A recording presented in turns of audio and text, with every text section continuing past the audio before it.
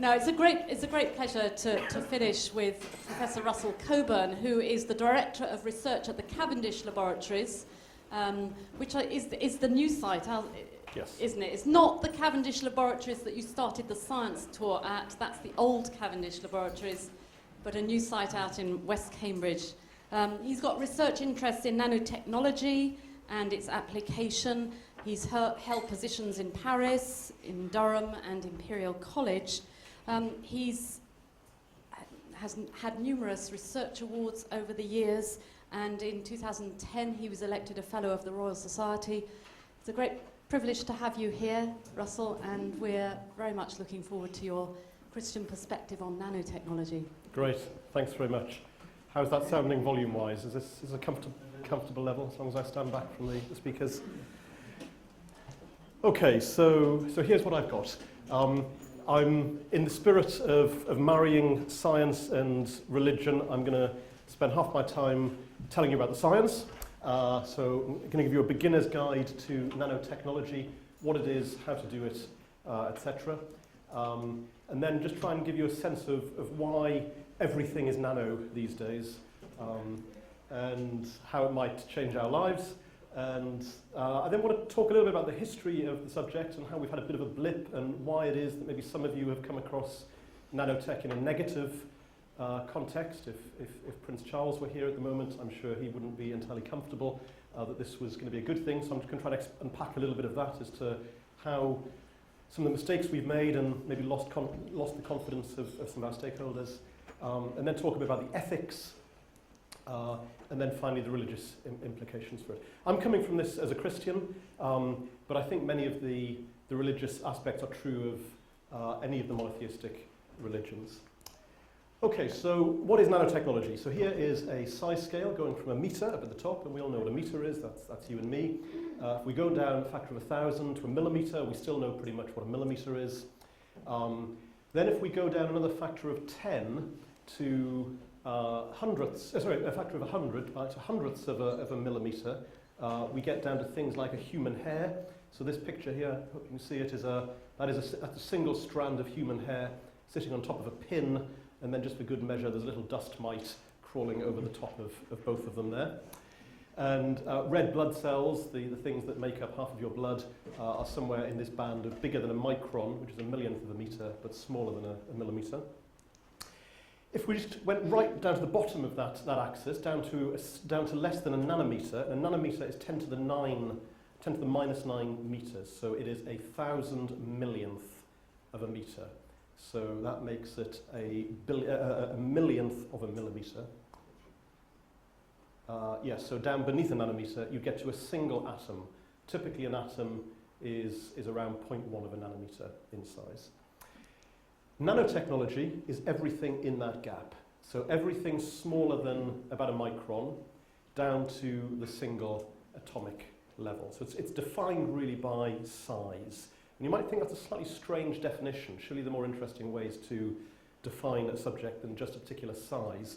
But I'll explain a little bit later why this particular length scale is such a great place to do science and physics and chemistry and biology and all of these things.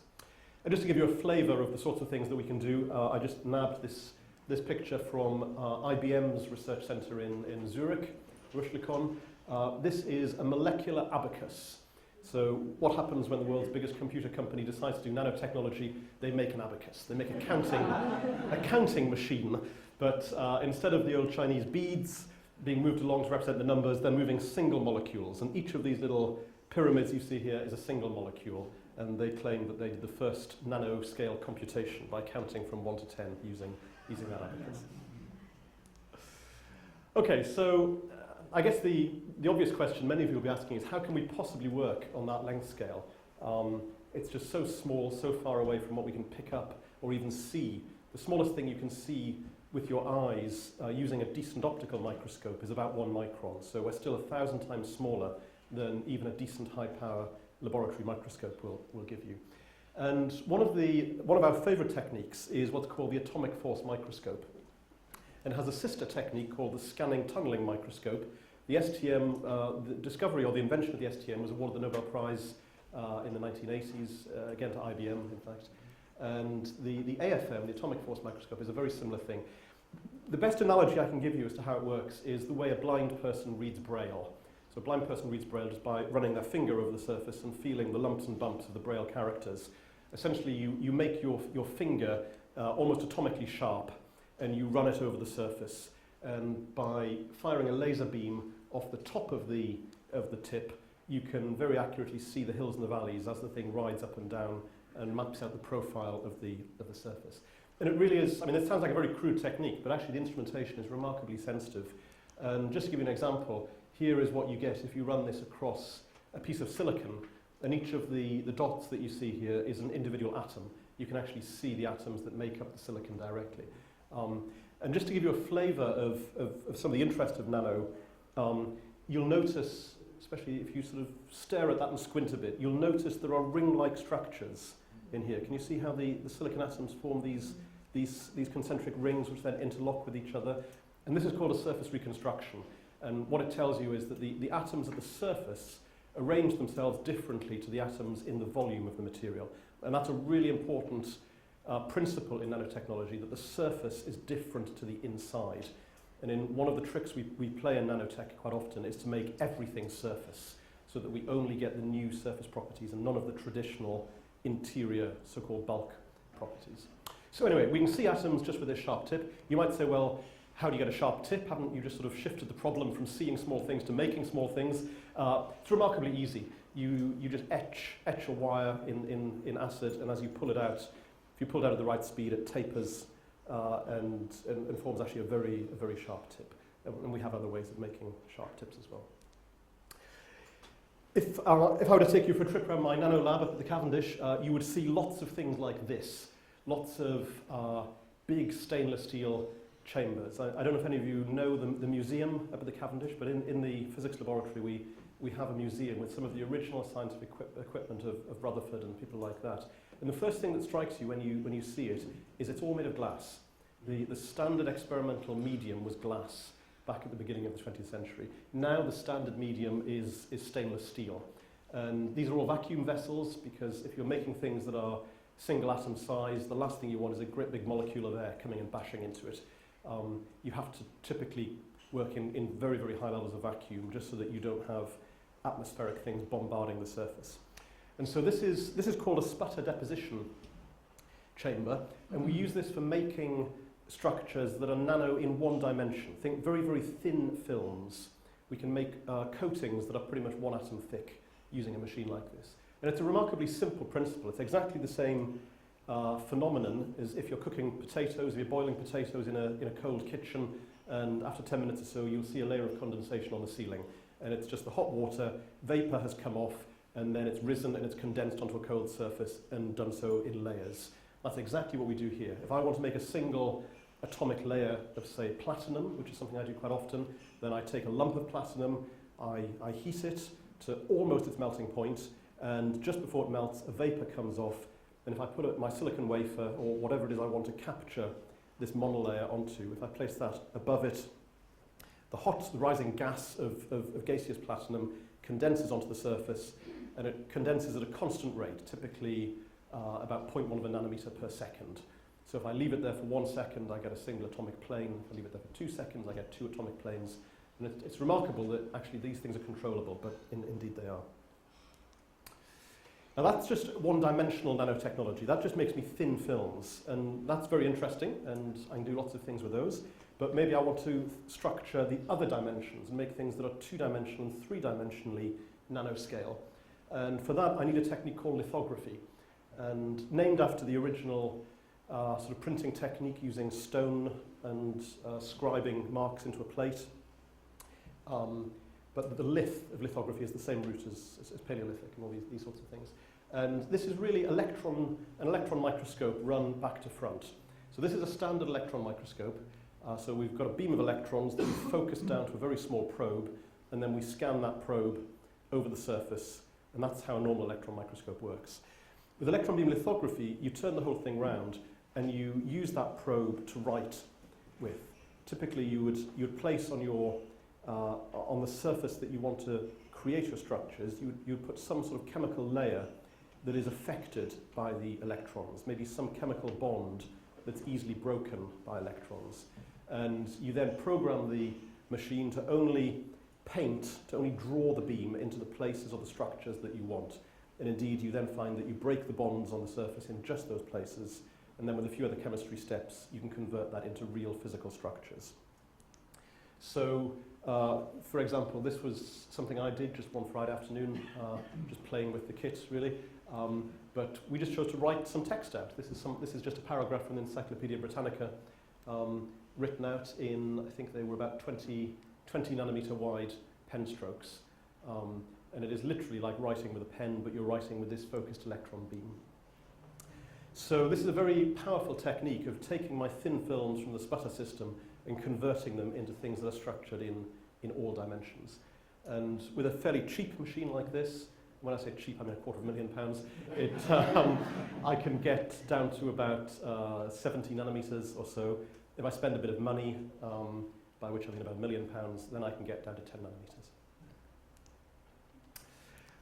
Now, materials are very important, and if you follow some of the scientific trends, probably the trend of the 21st century is the concept of advanced materials. And I think that's going to be one of the defining themes of science in coming years. And nanotechnology is really at the heart of many of those advanced materials. And probably one of the most famous nanomaterials is carbon-60, the so-called Buckminster fullerenes. So the British chemist Harry Kroto won the Nobel Prize in 1996 for the discovery of these molecules, single molecules of carbon, but where you have 60 carbon atoms arranged into this football shape. The fact that you see the pentagon there and the hexagon there, just as you do on an FA football, that's right, because that's the best way to construct a sphere out of straight lines. And he actually discovered this while staring into space.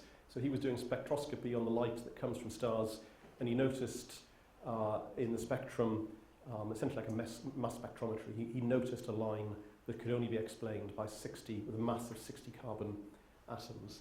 And although it was first discovered in space, we now know how to make these things in the lab. It's actually very easy. If you clear out your coal fire at night, you may well have quite a few of them in your shovel, because they occur naturally in most carbon-type reactions. But if you have an arc, an electrical discharge arc between carbon rods, you produce them by the bucket load. Then there's an elongated version called a carbon nanotube. And again, it's interesting that this is carbon again, and it's no surprise really that carbon, being the material of life, is also the material of a lot of nanotechnology. And it's largely because the atoms are able to bond to other things in a multiplicity of ways. That's what gives you the complexity of biological molecules that allows life to be possible. It also means all these different forms of the raw material can be constructed. So the carbon nanotube, I don't know if you can see the picture too clearly. The way it's sometimes described is if you imagine chicken wire. So imagine a wire fence of the sort you would keep chickens in. Take a sheet of it and roll it up so that you connect one edge to the other edge and form a cylinder. Then that's exactly the way the carbon atoms are arranged. And each of the nodes in the chicken wire, where two wires cross, that's where you've got a carbon atom.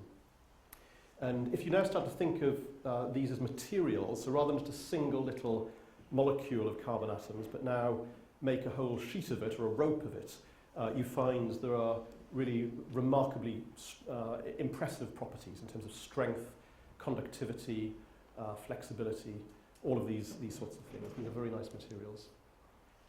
And if you unravel this and you go back to your chicken wire, but now don't join it, just have a single sheet of carbon atoms. So if you remember back to school days, remember graphite has lots of planes of these things. Well, if you take a single plane of carbon atoms joined into these hexagons, we call that graphene. So the "ene" indicates that there are fewer bonds coming out of the carbon.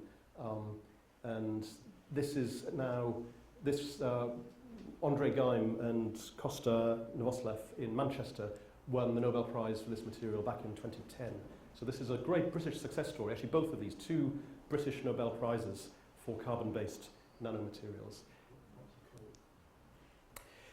It's not just carbon, though. Personally, I prefer to work with metals, and so these are a number of magnetic structures. These are all different. These are nickel-iron alloys And we've used the electron beam lithography technique to break the film up into lots of little sort of nanoparticles, but they're all very well defined. So these little elongated hexagons, little triangles, these pentagons. And a lot of my research interest has been seeing how we can modify the magnetic properties of these things just by changing the size and the shape. And this is a whole new approach to material science. Until the nano era, the way we modified physical properties was by changing the chemical composition or by changing the heat temperature treatment that we applied to them. In the nano world, we've got an extra degree of freedom. We can modify the size and the shape of the nanostructure. There's a variant of nanotechnology called MEMS, micro-electromechanical systems. Now, to the nanotechnologists, we think these things are big. Because these things are usually microns or tens of microns in size and hugely big. But I guess to most people, you'd still consider them as interestingly small. And this is sort of Victorian engineering meets the 21st century, that we can use the lithography techniques to break up silicon and silicon nitride and materials like that into little cogwheels and real little functioning machines. And every one of you who drives a modern car anyway, will have one of these, because you can make very nice little accelerometers out of them. And so the airbag in the steering wheel will be controlled by a little MEMS device that if it detects a sudden deceleration of the car, usually through the bending of a little micro cantilever, then it knows such a deceleration rate must be associated with a crash, and it triggers the airbag. And quantum dots are a great material of nanotechnology. So this little square-based pyramid, this is a so-called quantum dot. And each of these little corrugations you see, that's a single atom. So this thing's only made up of a few thousand atoms in the whole structure. And the really nice thing about quantum dots is they convert extrinsic properties to intrinsic properties. So by that, I mean, if I were to ask you what colour gold is, or maybe that's a silly example, if I'd ask you what colour copper is, you could tell me straight away. You wouldn't have to ask me any further questions like, well, what size piece of copper? Copper is copper, and it's a pinky colour. Once you enter the nano world, the colour of these quantum dots depends critically on their size. And if I increase the length of that by a couple of nanometers, it changes colour completely. And so I've got programmable colour according to the physical size and shape of the structure. And that's potentially useful for things like banknotes. If you want to make a really nice security feature for a banknote, you could use quantum dots for that.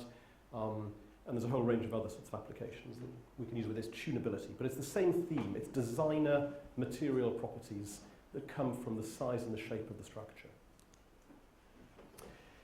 And one of my favourite examples is writing with single atoms and single molecules.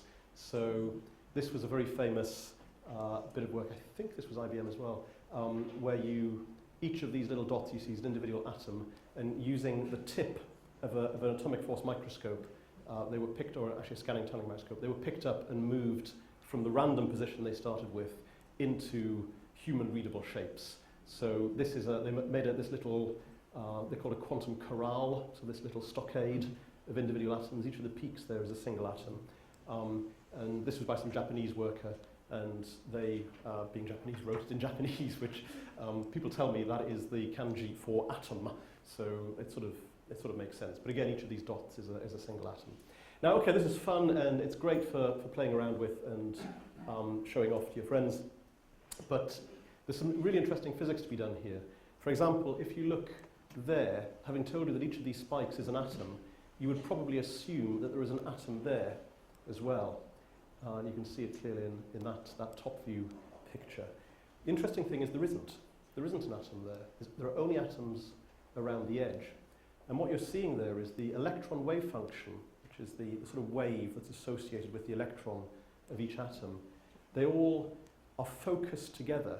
So each atom has a little bit of wave function coming out. And because they're in a circle, they all focus together, and they form, just like with a parabolic mirror, they form this peak of electron wave function right in the middle.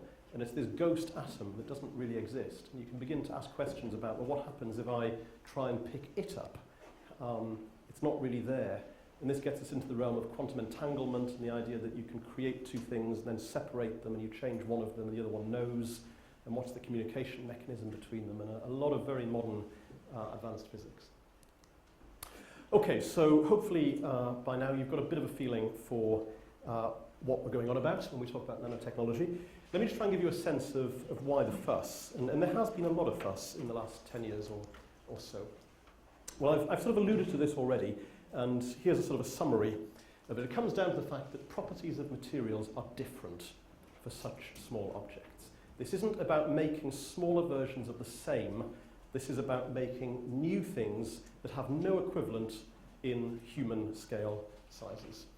And there are three reasons why a very small object might have different size. A very small object has a very large surface area, usually, or at least a very high ratio of surface area to volume. So if you just think of the volume of a particle is 4/3 pi r cubed, and the area is 4 pi r squared. If you divide those two, the ratio depends on r and the radius, and so the ratio between the surface and the volume changes with the absolute size. And the way it changes is such that small things have a relatively larger surface area. And remember I said that quite often the properties at a surface are different to the properties inside the volume. So think back to our silicon surface with its reconstruction. So in a nanoparticle, there's increasingly more and more of the particle is surface, and therefore the properties are going to be surface-like rather than volume-like. That's one reason. Another reason is in many systems, many physicsy systems, as you reach a certain size scale, you become comparable to an internal length scale. So the way I describe this, I had to give some evidence to the House of Lords once on the future of computing. And obviously all this is very relevant to the future of computing. And I thought, gosh, there's a challenge. How am I going to explain to their lordships what a computer is, let alone what its future is? And I thought, perfect, fruitcake. Here is something that the lords can all relate to. And because they have it with their afternoon tea, no other reason. And the analogy that I gave is that if you take a tenth of a fruitcake, then it is still fruitcake. There is no question about it. But if I take a thousandth of a fruitcake, it's a single current. And it's very different to fruitcake. A current is different to fruitcake. And what's happened there is the size that I've cut the object down to has become comparable to some internal length scale, the size of a current. And as soon as I approach that internal length scale, the nature of the thing I'm looking at changes. And that's exactly the way it is with nanotechnology. That, for example, in the magnetic nanoparticles, there is an internal length scale called the exchange length, which is a few tens of nanometers. And once any of the three dimensions becomes comparable to that few tens of nanometers, you're into the single current sort of world, and it's a very different beast to what it was when it was larger. And one of the internal length scales might well be a quantum mechanical property. So that's how the quantum dots work. As the size shrinks, we approach the size of the wave function for the electron, and then we squeeze that wave function, and that changes its energy, and as a result, it changes the color of the particle. And then finally, dimensionality control. We all live in a three-dimensional world. That's what we're used to. If I make a material using my sputter system that is 1 atom thick and a centimeter wide, that is essentially a two-dimensional world. It has no conception of being up or down. It only knows left, right, backwards, forwards. And everything changes if you change the dimensionality. I'm sure you can appreciate if you lived in a two-dimensional world, you would experience a very different place to what we do. And so a lot of my research these days is playing with two-dimensional materials and really taking advantage of this reduced dimensionality to make them do new things. And the bottom line is that hopefully, using all these new properties that you get when things go small, we can build better, cheaper, smarter, cleaner products. I mean, this is real technology as well as real science. That the science is about understanding why the small stuff makes them different. The technology is then finding useful things to do with them. So let me just give you a flavour of some of those useful things. So computing. We are deeply there now. The microprocessor in your laptop or in your mobile phone is a deeply nanotech device. The transistors on the microchip that make it up, the smallest feature in those is around 65 nanometers today. And there's a continual change of that. Next year it'll be 45, and the year after it'll be 32, and so it goes. So these are deeply nano-scale devices.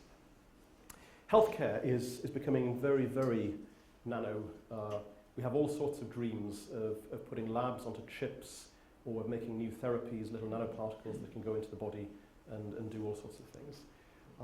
Renewable energy is very nano, be it ways of conserving energy, harvesting energy, so taking energy from where there isn't really any, there's just spare bits of energy lying around, through to large-scale generation of energy. Sport, clothing, food, on it goes. I'll just give you a little sample of one or two of these. So for the transistor, this is what the first transistor looked like. This is back in 1947, and this thing is about that big. So this is a real macroscopic object, and I can't remember what the material would have been. It might well have been germanium, but there's a big lump of it, and with these crazy electrical wires, and then a big metal stand for the whole thing. That's one transistor, which is the basic switch of a modern computer. This is one of today's transistors. There's the 65 nanometers that I told you about. This is a cross-section, and so there's the input of the switch, there's the output of the switch. Other way around, there's the input, there's the output. And there's the control element, the gate. And that's a wafer of chips, so that thing there will be about that big, and each of these little rectangles that you see on it is an individual chip containing hundreds of millions of these individual transistors. And I think the latest multi-core processor from Intel has got approaching a billion transistors on it. And it's not just the transistor that is nano just by virtue of it being small, but we're actually using nano to keep it working.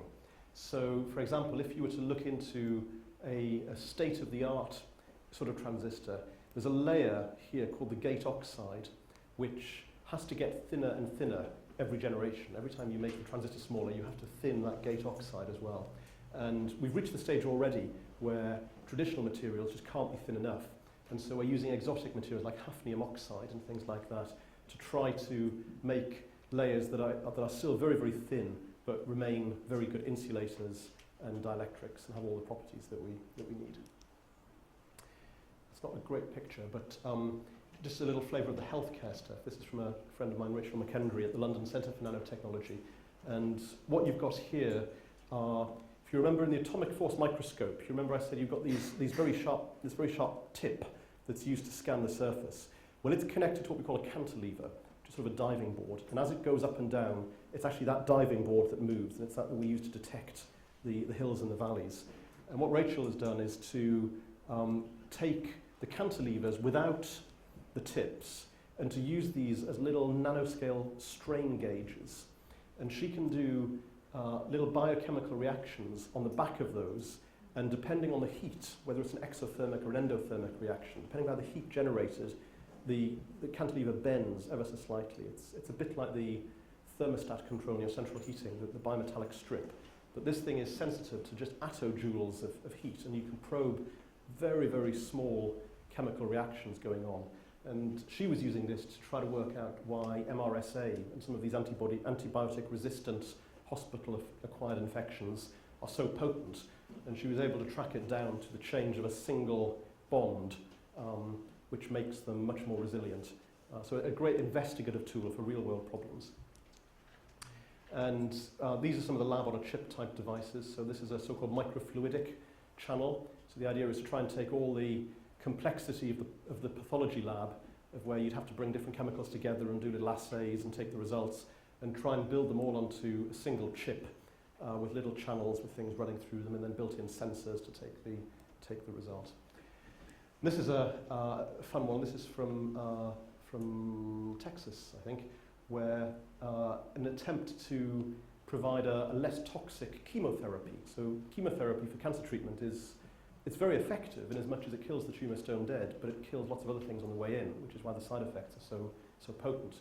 And what you really want is something that can be very toxic to cancer cells, but not toxic to anything else. And one way to achieve that is to have controllability over the toxicity, to be able to turn toxicity on and off. So using little gold nanoparticles, they can coat those with an antibody that causes them to seek out just the cancer tumours. And then they illuminate the whole patient in near-infrared light. And because you can tune the colour of the little quantum dot, the little nanoparticle in the way I described before, you can tune them to absorb very, very strongly in the near-infrared. And so these things get red hot. but only those particles. Everything else in the body stays untouched. And because the particles are bound to the cancer tumours, they burn the tumour out from the inside outwards. You can only do it if you can design particles that absorb just the right wavelength of light, and that's where you're using the nano property to get the control over the materials that you need. And renewable energy, we could go on forever. There are so many things in renewable. I just want to show you one of them. This is some work from my former colleagues at Imperial College, where they build atomic plane by atomic plane. They build these advanced materials using a combination of three compounds. They use indium gallium arsenide phosphide, and gallium arsenide. And they're basically all the same, but they've just got this extra atom. This one's got an extra phosphorus atom, and this has got an extra indium atom. And the end result is that in their native form, these three compounds have slightly different sizes between the atomic bonds. So you see the gallium arsenide is slightly larger than the gallium arsenide phosphide, which is slightly smaller than the indium gas. But if you grow them together using variants on that sputter chamber, because all the bonds have to attach to each other, they all have to decide on a common size to go to. And so the gallium arsenide phosphide gets pulled out a bit, and the indium gallium arsenide gets squashed in a bit. But when you squash or pull a material like that, you really mess with its mind, and you affect the electronic properties dramatically. And they can engineer the electronic properties, especially of the gallium arsenide phosphide layer, in a very controllable way, just by this controlled stretching and squashing. And they can arrange to make a very, very efficient solar cell, something that will capture the light of just the right wavelength to make the most of sunshine. And so now they're trying to commercialize this as a very, very high efficiency. And when I talk about high efficiency, I'm talking about 45%, something like that, compared to the 10% that you get on bog standard photovoltaics. Okay, I think that's probably a good place to pause with telling you what nanotechnology is. Let's look now at this more radical view of nanotechnology. And there were two really interesting publications back in the late 20th century that have really shaped the public's imagination on nanotech. The first was a book by Eric Drexler called Nanosystems. And the second was a novel, and I stress the word novel, and it was the failure to recognize the word novel that has caused so many of the problems. If only the publishers had put that in larger font, we could have avoided all this trouble. But a novel called Prey, which was essentially about a world in which nanotechnology gets out of control and begins to consume everything. And the phrase grey goo came out of this. But let's just have a little look first at the Drexler factory. So it really stems from Nobel Prize winning physicist Richard Feynman from a lecture he gave, I think, in 1958. So very early compared to when all the activities happened. And here's what he said: I want to build 1 billion tiny factories, models of each other, which are manufacturing simultaneously. The principles of physics, as far as I can see, do not speak against the possibility of maneuvering things atom by atom. It's not an attempt to violate any laws, it's something in principle that can be done. But in practice, it is not being done because we are too big. So this sentence, or this paragraph, was really taken as the genesis of so much of modern nanotechnology. And Drexler really went to town on this and tried to work out the feasibility of this. This is a graphical image. This machine's never been built, but a gizmo that you just feed really basic elements in. You know, maybe one of these is a cylinder of hydrogen, another one is a cylinder of methane, so just carbon and hydrogen. Just give it a bit of raw feedstock. And then inside, could we imagine some sort of mechanism that's picking up the atoms, taking a methane molecule, pulling the hydrogens off it, then taking two of the carbons and ramming them together. Think Wallace and Gromit, but for individual atoms. And in principle, if you could make such a machine, it would become a universal fabricator. You could make anything from it, including other copies of itself. And it would be almost like the way the biological world with cells can replicate and grow into other things. It would sort of be almost like a pluripotent stem cell that can become anything you like. It would be the universal manufacturing center. And he did a whole lot of calculations and very top-level feasibility studies just to try to work out the feasibility of this. And I mean, it's not entirely dreaming. If you, at least in the computer, using decent simulations, we've been able to model this little gearbox system where each of the dots here is a single atom. Now, we haven't built it, but we can at least model it, and we're not violating any laws of chemistry or physics in making this thing turn. So it's not impossible to imagine atomic scale machinery. And probably one of the best examples is actually in nature itself. If you look at the enzyme ATP synthase, which we've all got whizzing around in us now and is the thing that's doing our metabolism to convert food into energy, it is essentially one of these. There is a rotor part that is turning round and is stripping molecules off here and there and putting them back together. So, you could argue that nanotechnology is actually the most fundamental core of all life as we know it. That every living thing has a little nano machine at its very heart. So this is nothing against nature, it's just very difficult to set up. And the combination of Drexler's vision of the universal replicator combined with a bit of Crichton's science fiction about replicators that get out of control led to really quite a storm of protest. So, I mean, let me just read one of these out to you. That Jurassic Park author Michael Crichton's new book describes how a plague of microscopic robots breed with awesome speed by devouring humans. Science fiction? Sorry, it could happen. Scientists now believe that such robots could eventually reduce everything on the globe to grey goo. Because the fear is that if one of these universal replicators gets out of the lab and starts making other universal replicators, and they'll start to sort of seek out food sources and will just slowly advance, consuming everything in their path, including you, me, in this building, to strip the atoms off and to make more feedstock for their replication. And combined with the fact that many of the food industries were looking at using nanotech in one form or another, the alarm bells really started ringing in the palace. And so here's a Mail Online article. Britain is on the brink of a massive expansion in food containing controversial grey goo nanoparticles, according to the former head of the Food Standards Agency. Low-calorie chocolate and beer that doesn't go flat could be on sale within just 5 years. Lord Krebs said last night. And if you see what's happened here, there are two things that are being conflated. There is the science fiction and highly speculative idea of the universal replicator. That's the grey goo. That's the thing that if it gets out of control, eats the whole universe. That's one idea, and that has been conflated with the general principle that structuring materials on a small scale gives you great new properties that could be used. I mean, in the food industry, it's anything from making little nanoparticles that deliver nutrients more efficiently, that don't break down during boiling, for example, or making little sensors that go into your bacon that change colour if the food is going off. Pretty benign stuff, not the sort of thing to get worried about, not the sort of stuff that's going to eat the whole universe, has been conflated with the idea of things that could eat the whole universe. And this really has caused a lot of confusion, and at a proper level as well. So the UK's National Nanotechnology Initiative, which was about to be launched just as all this was happening, got delayed by 6 to 12 months, just to avoid a public outcry. And actually that 6 to 12 month delay cost us dearly in terms of competitive edge over the rest of the world. So, having looked at a sort of a way it's gone a little bit wrong, at least in the public perception, let's look more closely at some of the ethical implications of nanotech. And I'd like to talk specifically about safety, public acceptance, and then just a few thoughts about who controls nanotech and who benefits from it. So,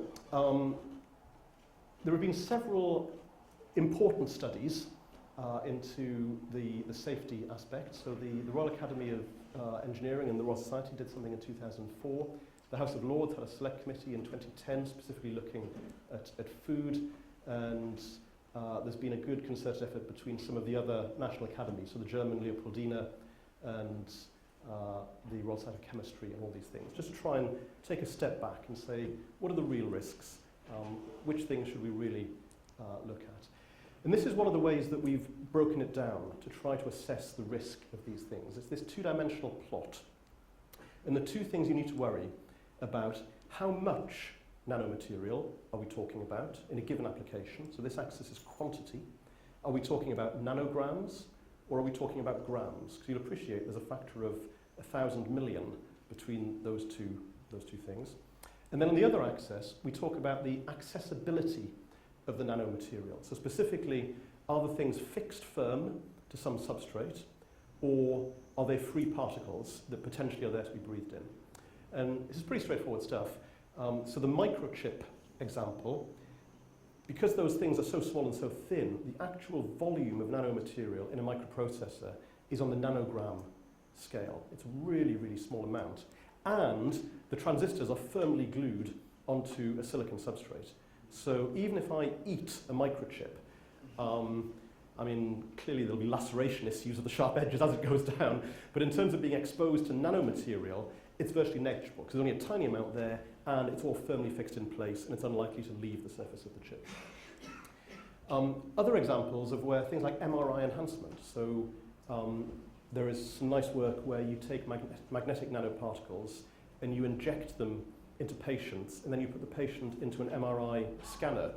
And if you tune the magnetic properties of the particles correctly, you can make them resonate in the MRI, and you can see them. And they allow surgeons to see certain parts of the body more clearly. So it's a contrast agent, just to sharpen up the images. Now, in that case, they're completely free and absorbed. Indeed, you're given a drink with them in. They're supposed to be consumed, but they're still relatively small numbers. So the total volume of material is quite small. So we think MRI enhancement is a relatively safe, because although it's at the danger zone for them being free and easily accessed, there's not much of them. Sunscreen is a very interesting one, because one of the first sort of applications that the general consumer is aware of nano things is potentially sunscreen. And there, the things are relatively free, and there are relatively large quantities of them. And so I'd say the sunscreen is heading more towards the danger zone. But this is the place we have to worry about. We shouldn't be worrying about grey goo. Instead, we should be worrying about proposed applications where there are large amounts of the material and they're completely free.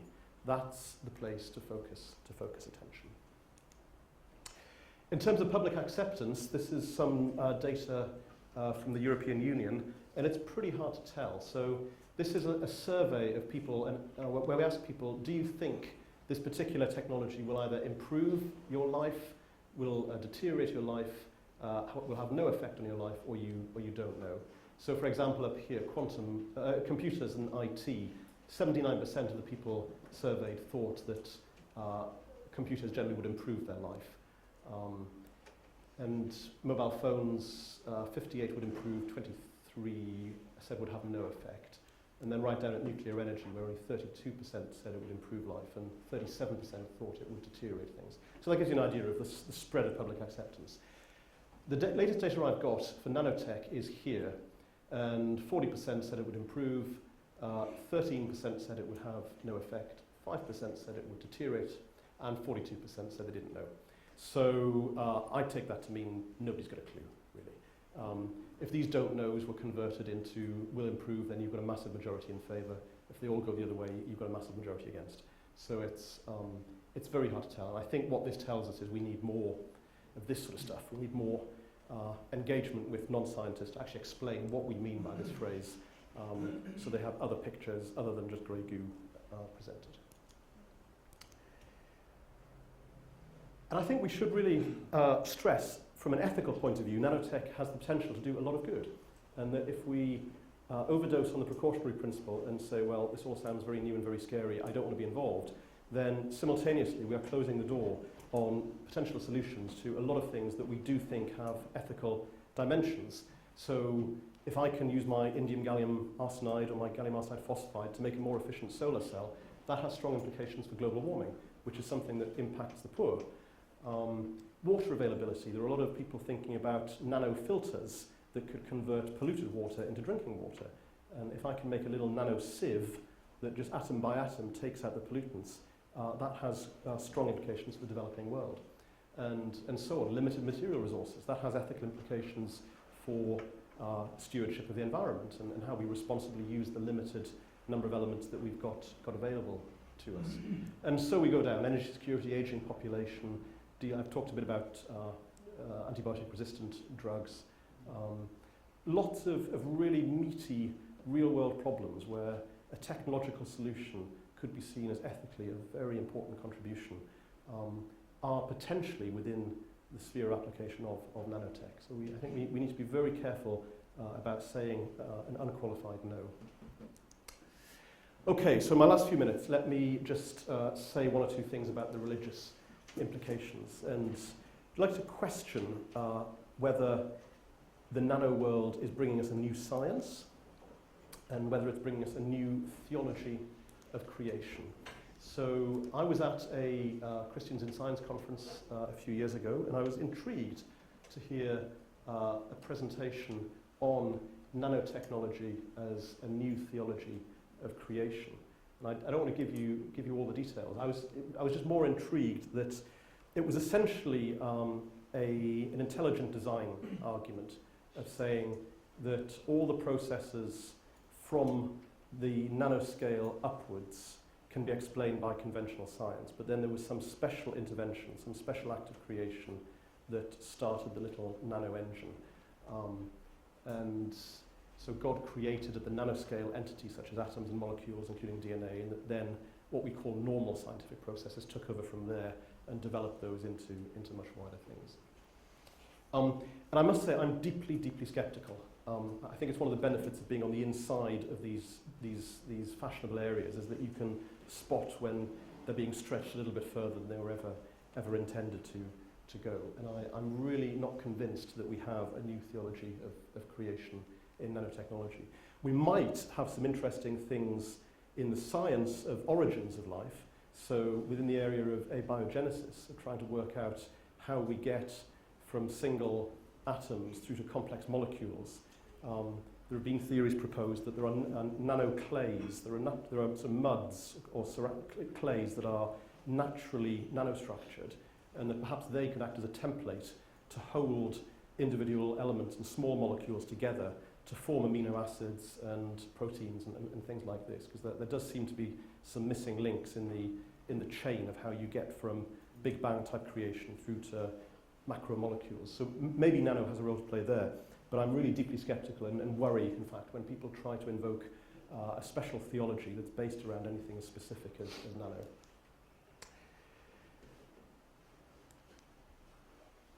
And even worse is whether this is presented as a new gospel. As a Christian, I believe that there is a gospel, there is good news, but I don't think the good news is nanotechnology, it has to be said. Let me just give you a quote here from Jim Chimchevsky, who is a very eminent chemist at UCLA, University of California of Los Angeles, who is one of the big players in nanotechnology. Nanotechnology works, this is his evidence given to one of those Royal Society inquiries about nanotech. So nanotechnology works at a scale where biotech, chemistry, physics, electrical and mechanical engineering converge, and thus has real potential to impact every aspect of our lives. We will see an impact on everything from our social systems to buildings, furniture, clothes, medicine, bodies and minds. Most of all, where we believe it will make a fundamental shift is in our conscious and unconscious minds. As the perception of reality shifts to the collective level, we will find ourselves in an entirely new world with very different values and motivations. And then later on, I would like to achieve the impossible, essentially to link people's minds to be in a single space, not physically, but totally ephemeral. I believe I, via nanotechnology, may guide that direction. And this is very interesting. The idea that the implications of nanotech spread beyond problems like global energy and clean water supplies and actually start to affect our consciousness and the way we perceive the world and interact. And very quickly this becomes a new gospel. It's very quickly becomes something much bigger than it was ever intended to be. And I think there are elements of that happening out there now. The way I think of it is that it's not so much a new gospel, but in some small way it's mitigating the fall. So an element of Christian theology is the fact the world as we see it is not the way it was meant to be. That because of our rebellious nature, we are in a world that is malfunctioning. And that malfunctioning has implications for us on every level, from relationships through to just natural disasters, and just the fact that so many things just don't seem to work properly. And I think technology has a helpful role to play in mitigating some of the worst effects of that fallen world, be it potential solutions to global warming, clean water, healthcare. But I really think we need to distinguish between helpful mitigation to try to restrain the implications of evil from an entirely new gospel, which is holding out a new hope.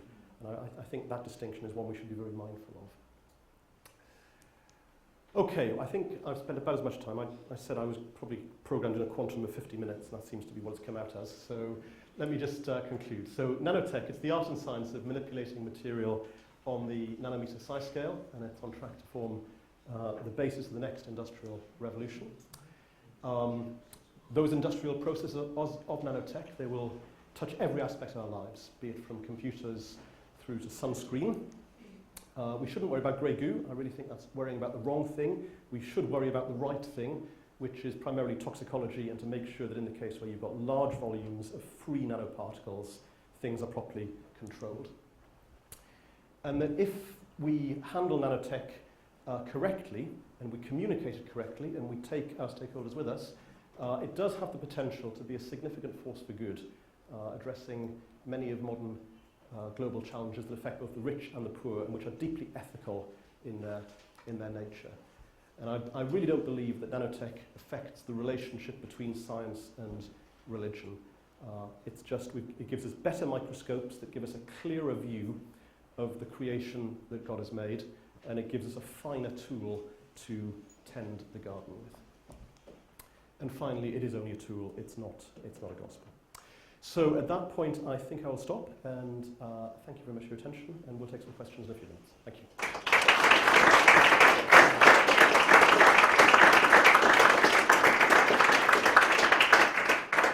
Thank you, Russell. Fascinating. Perhaps like me, you're trying to get your head around all this nanoscale stuff, but are there questions? Yes, Robert. First, as a point of information, there are chips with 28 micron and 24 micron feature sizes on sale now. Nanometer. Nanometer, yeah. And on a slightly impertinent question, why are you still wearing glasses? Why am I still wearing glasses? Because of the promises of nanotech, or Yes. should I have had LASIK? Well, like all technologies, let's give them a time to get bedded in before we really commit to them too deeply. There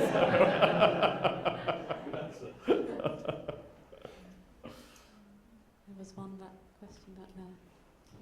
When they enter the body, do they call immunological reactions? Sorry, I didn't hear that. When nanoparticles enter the body, do they cause immunological reactions? Okay. Are white blood cells eating them, Yeah, sure. Yeah. I think we are just on the beginning of understanding that, and there are people more expert in that question than I am, but there has been some work on, especially for cases where we want the particles in the body, where we want to use them either for cancer treatment or MRI enhancement. A big question is how long do they hang around, and how quickly do they get eaten, particularly by the macrophage. I think that's probably the thing most likely to take them out. And there are some studies that say within 20 minutes they've gone. Other studies that say a couple of hours and they've gone. But also there seems to be, especially with the smaller particles, the sort of 100 nanometer and below particles, there seems to be almost like an asbestosis type reaction where they're retained, especially in the lungs, and can then act as nucleation centers for cancers and other more dangerous things. So I think we, at the worst end, some of these particles are like asbestos and should be treated accordingly. That's particularly the ones where you've got large volume that are free. And that's why I've marked that as the danger area. But if you're talking about low volume, then it's no different to just walking outside and breathing in a whole load of a very wide variety of particulate sizes that exist in the natural environment anyway.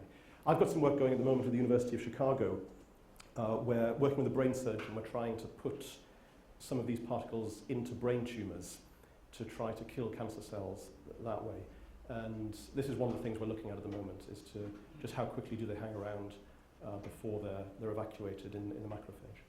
So, great question. Can't give you a whole answer, but it's very much on our radar. Could you elaborate about sunscreen? Should we all stop using it? Oh, no, not at all, no. I'm not sure what the status of this is as to whether it's actually been deployed or if it's still in testing. But the goal is to try and have something that's a much more benign sort of spray, and that doesn't leave you all sticky and clammy, and which lasts longer. Because in principle, certain nanoparticles could be tuned in size to absorb the ultraviolet lines that cause the most skin cancer. So in principle, we could make a very light aerosol-based thing that would give you very good protection. but I'm not sure what the state of deployment is. It's certainly something that's talked about quite a lot. The area of desalination, Hmm. are you seeing areas, in nanotechnology, is desalination being advanced because of nanotechnology? Yeah, very much so, because we can make porous materials. Many natural materials, including rocks and things like that, are often porous, but we can control the pore size with nano and make a very uniform pore size that's just the right size to take out impurities or perform what's the word I'm looking for? Osmosis and things like that. So there's a lot of work going into using these ceramics with well-controlled pore size to clean up water, be it from pollutants or from salt. I don't know the details, it's not my area, but it's with something like that, it's only feasible if you can make a very large number of pores very cheaply. And so ideally you want to avoid a sort of a microchip manufacturing process where there's a cost per element, and you want to use some sort of so-called self-assembly where you can make very large numbers of almost identical structures naturally. Two short questions. One is, are the potentials for using this in carbon capture at all? And secondly, what's abiogenesis? Abiogenesis. So looking at those early formation, the formation of those early large molecules. So a process that isn't a standard chemistry process where you need some other input. And that's what I was talking about, the nanotemplating clays that can potentially form molecules together to form larger molecules. That's the abiogenesis. Carbon capture, carbon capture is, I guess it's partly chemistry, it's partly chemical engineering. As to where chemistry stops and nanotechnology starts, it's hard to say. But essentially, you need to study the basic molecular reactions of things that will react with carbon dioxide. And quite often, you need a large reaction area in which it can take place. And so these naturally porous materials, these nanomaterials that have got lots of pores, as well as providing you with a filter for water, it also gives you a very large surface area. And so if you've got a particular chemical reaction that you want to make more efficient, you can deploy that around the inside of all these pores. And that's one of the lines that people are looking at for carbon capture. Absolutely fascinating. Can you tell me when Nanotechnology for Dummies is going to be published? You just heard it.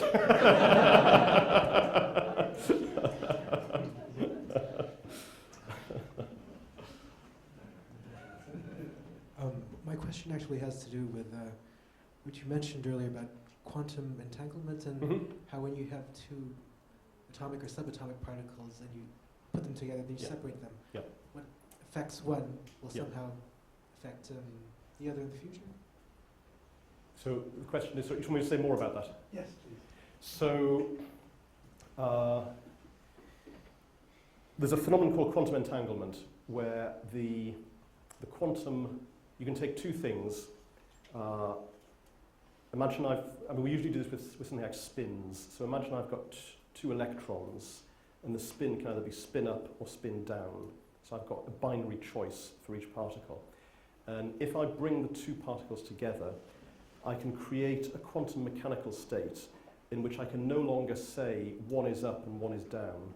I can just say something about the combination of the two together. I guess the classical version of that, it's not quite the same thing, but the classical version would be if I had I think what's the best example? If I had two dice and I told you the sum of their spots was 7, you would know one of them was a 1 and one of them was a 6, but you wouldn't have any idea at all about which one was which. Now let's continue the dice example. If I create this state with my two dice and all I know is the sum of their spots is 7, but I don't know anything more than that. If I now separate them and I suddenly observe one of them and I find out it's a 6, I immediately know by inference something about the one that's far away. And even though I could have moved that thing so far away that it would take light too long to travel from it and for me to interrogate and see what it is, by looking at the one nearby, I can learn something about the thing that's far away. And so there's a sort of an inferred communication between the two. That's a classical example. The real quantum state is a bit more complex than that. But this is what we call entanglement, where two particles have no individual identity, but only a common identity, and then you separate the particles. And you can do this very nicely with photons. It's a great experiment to do with lasers. And might have practical implications. I mean, there's a whole world of quantum information processing out there, QIP, that is trying to use these sorts of phenomena for sending messages across fiber optic networks very securely and in a way that you can guarantee they haven't been eavesdropped on and things like this. And this is a real technology. I wonder if I could ask about the quote you put up towards the end from the person with... Jim Chimchevsky? Yes. Wait for you to get it up. Yes, about making a fundamental shift in our conscious and unconscious minds. Do you know what he was referring to and what did he have in mind? I think at the first level, if you've seen The Matrix, I think that's at the first level we're talking about, that nanotech enables such a high level of technology that you can reach a point where the world is viewed through that technology and it's no longer clear what is reality and what is the Matrix, if you like. And I mean, that's not specific to nanotech, that comes with much of modern technology. I think Jim is going one step further. I think, and personally I think mistakenly, he believes the nano space is a different place. I guess it's the philosophical implication of when I said the material properties on the nanoscale are different on the large scale. I'm happy to say that as a physicist and a material scientist. I've got no problem with things having colour at the small scale that don't have colour on the big scale. That's okay. But if you take that one step further and say the world in its very essence, with all its philosophy and religious implications, is different on the nanoscale, it's a different place. I think that's a step too far and is over-egging the nano pudding a little bit. And I flagged it up largely just to show there are some people who think this principle that I think is a fairly straightforward material science principle is being driven a bit harder and is potentially having philosophical consequences. Now, are there philosophers that are also working on that? Or, I mean, this is a scientist philosophizing. It is, that's exactly it. It's a scientist philosophizing as to whether any serious philosophers doing it. I mean, certainly there are plenty of serious philosophers looking at the quantum implications of reality. And there's some very nice nano work in Oxford. There's a Christian man called Andrew Briggs there who does a lot of work with nanomaterials, but he's actually using them to gain very fundamental insights into the nature of reality and where quantum mechanics and the world as we perceive it cross over, and answering that question of how come in the quantum world my two dice just have a sum of their spots, whereas in our world I know one's a 1 and one's a 6, and at what stage do you have to be to cross over from one to the other? So I think that's where philosophy meets quantum mechanics, and what I really like about Andrew's work is there are real experiments you can do to actually try to get some information on this. But as to the philosophical implications of nano, I haven't come across anything serious, but there may be stuff, but I haven't seen it. Now.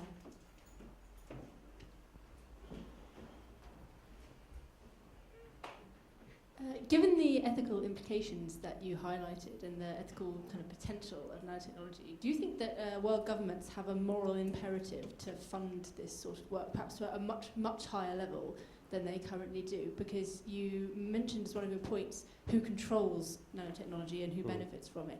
And if governments, say, were to devote a huge amount of funding to nanotechnology in an effort to solve these global challenges, would that lead down the road to problems of big corporations who own nanotechnology patents?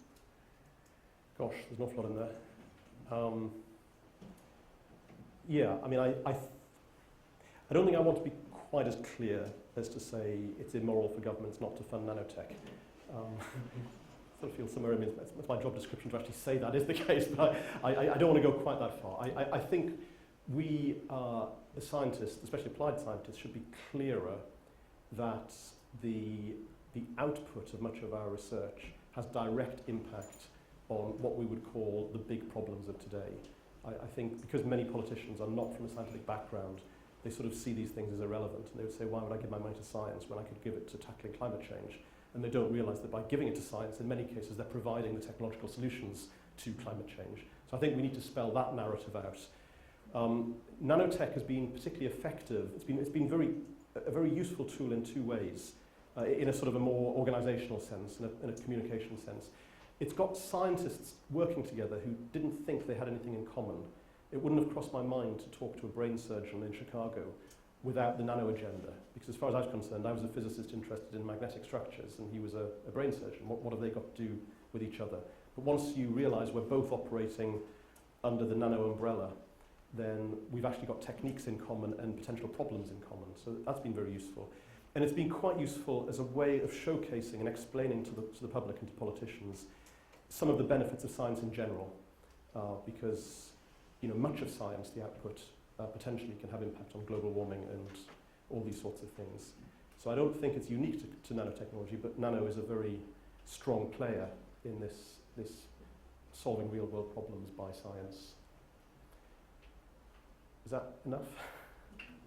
Maybe we can revisit a bit more of that in the panel discussion about patents and things like that.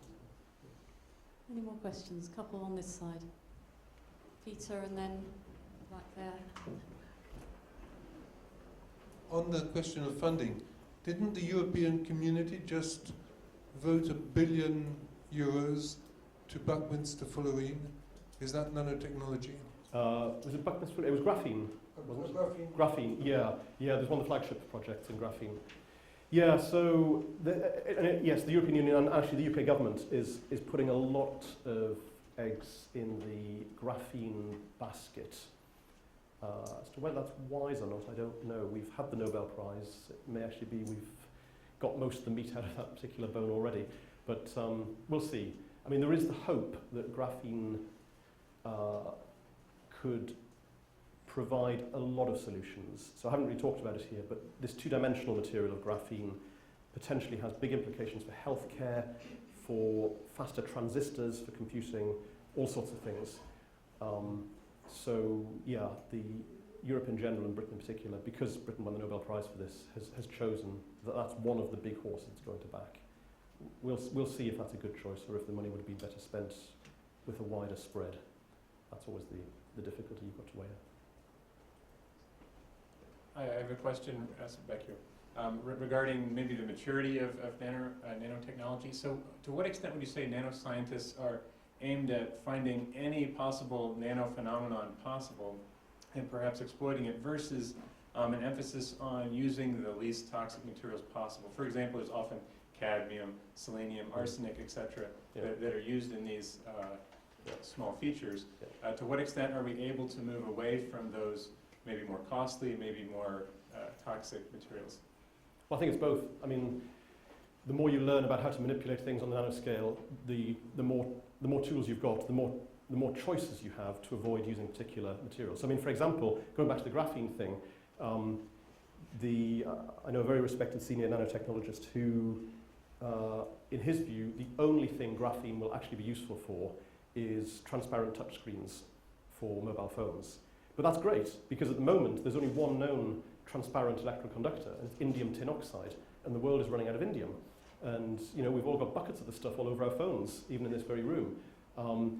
Here's an example of where taking a nanomaterial, you can take a very common material like carbon, and use it to replace a very rare element like indium.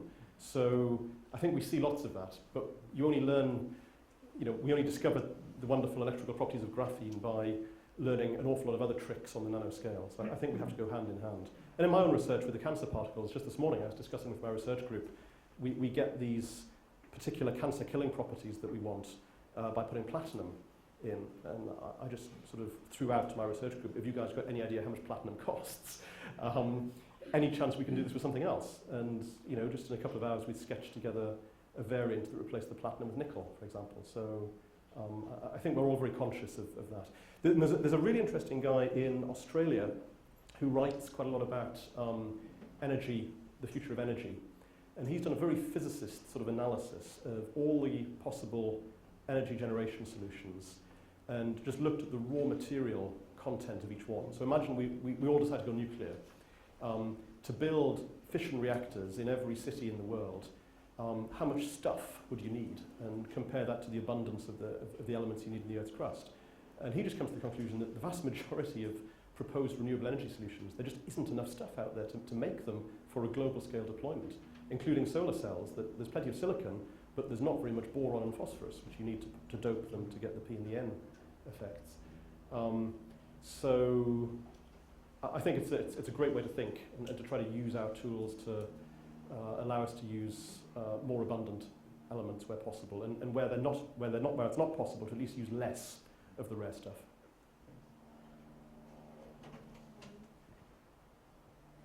Nanoparticles, many of them are small enough to cross the blood-brain barrier. Yep. Could you say something about both the possibilities and the concerns inherent in that?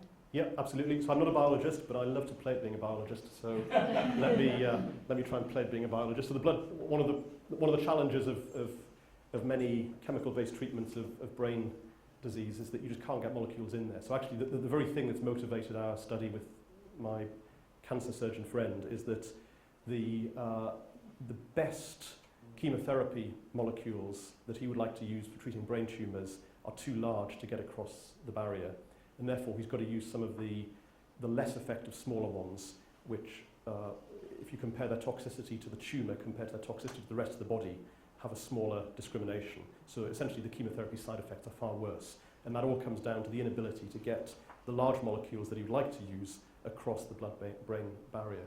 So potentially we can think about using nanoparticles, probably not by themselves. They probably need some sort of coating, be it and this is where my biology is really running into the sands here, but something like an antibody or maybe a stem cell to get them across the barrier. But you can really think about using them as little vehicles to carry other things. So there's some very nice work where people have made carbon nanotubes with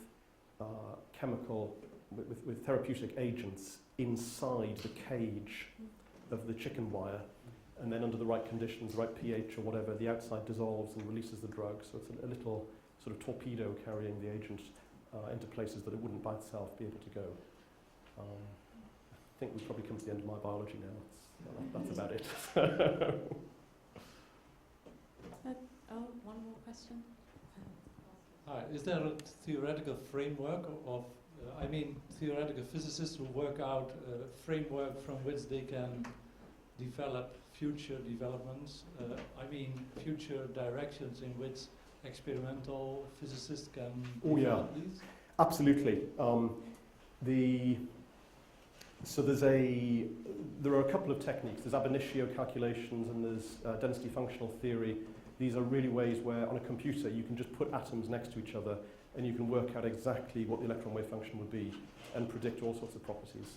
So I don't know if you were told, I've just come back from America just last night, and I spent quite a lot of time listening to theoretical physicists describing the theoretical properties of a whole class of material called Heusler alloys, which are X to Y, Z components, so compounds, so 3 different atoms, and you've got 2 of one and then 1 of each of the others, and they form a very particular structure with potentially really interesting properties. And there's been a decade of work on these entirely within the computer, because there are so many variations on those elements that you really need a bit of guidance to work out which ones it's even worth trying to fabricate and measure the properties of. The way I've heard it described sometimes is that we know the physical properties of 100% of the periodic table, and we know of about 99% of all of the binary alloys you can think of. We only know is 0.25% of all possible quaternaries, so molecules that just have 4 elements in them. We've only explored a tiny fraction of those. So actually there's a whole world of materials out there that we've got no idea about. You know, there could be some really real wonder materials out there, and the only chance of finding them is to predict the properties first and then go and try them out afterwards, because it's a very laborious process to fabricate these things. Okay, well, I think we'll say thank you again to Russell for now.